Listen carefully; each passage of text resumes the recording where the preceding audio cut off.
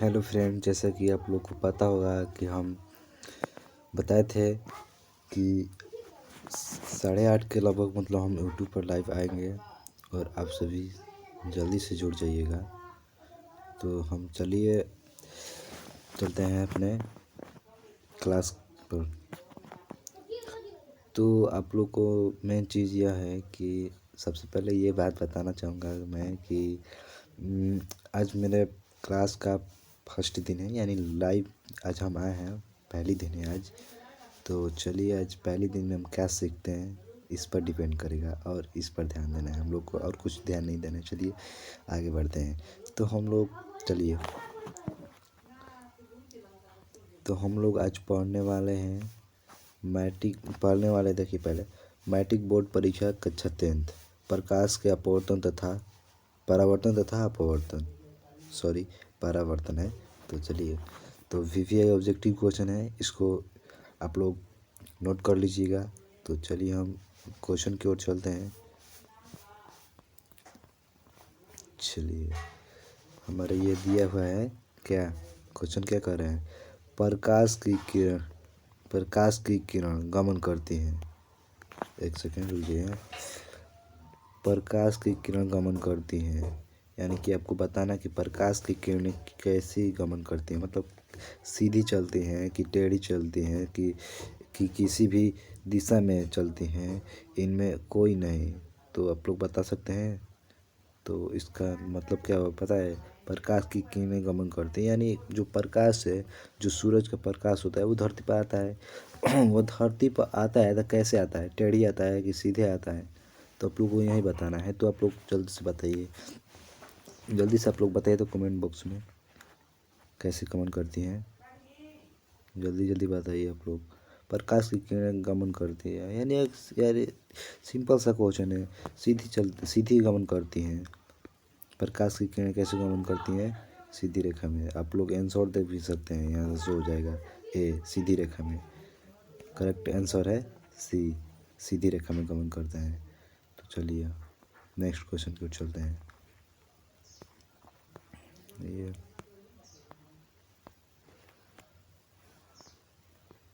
क्या कर रहे हैं, दूसरा क्वेश्चन क्या कर रहे हैं।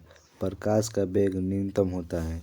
प्रकाश का वेग न्यूनतम होता है, यानी आपको बताना है कि प्रकाश का वेग कैसा कैसा होता है। निर्वात में होता है, जल में होता है, वायु में होता है, कांच में होता है। तो आपका ऑप्शन दिया गया है यहाँ पर, आप लोग बता सकते हैं। तो आप लोग जल्दी से बताइए तो कैसा होता है। तो चलिए हम बताते हैं आप लोग को। तो आपका आंसर हो जाएगा डी, कांच। चलिए नेक्स्ट क्वेश्चन की ओर चलते हैं। हेलो फ्रेंड, तो आप लोग को घबराने की कोई ज़रूरत नहीं है, हम है ना। चलिए हम तीसरा क्वेश्चन करवाते हैं।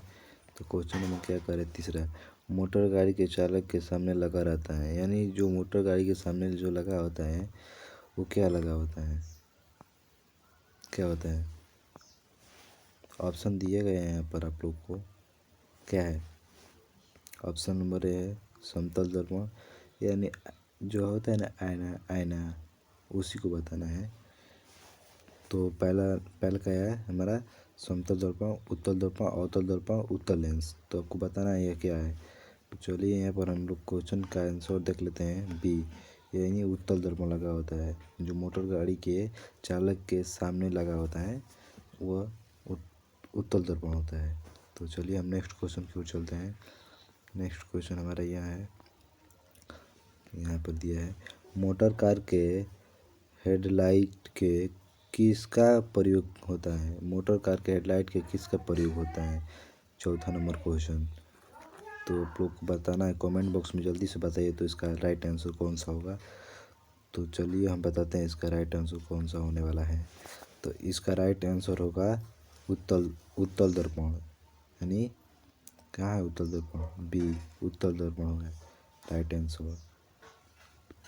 चलिए नेक्स्ट क्वेश्चन की ओर चलते हैं। आप लोग को डरने की कोई ज़रूरत नहीं है, हम है ना। टोटल वीवीआई का ऑब्जेक्टिव लेकर आए हैं, आप लोग ध्यान से देखते रहिएगा और लाइव में जुड़ते रहिएगा।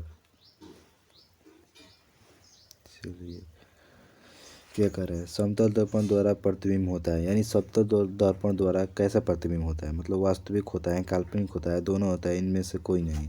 तो आप लोग बता सकते हैं राइट आंसर कौन सा होगा। तो काल्पनिक दर्पण होता है, यानी आपका राइट आंसर कहाँ दिया है, काल्पनिक दर्पण बी हो जाएगा। बी कहाँ है, यहाँ पर, इसका राइट आंसर होगा। चलिए इतना तक हम इन करते हैं, इतना तक वीडियो क्वेश्चन हम लोग अपलोड करके रखे थे। आगे और कल नेक्स्ट क्वेश्चन हम लोग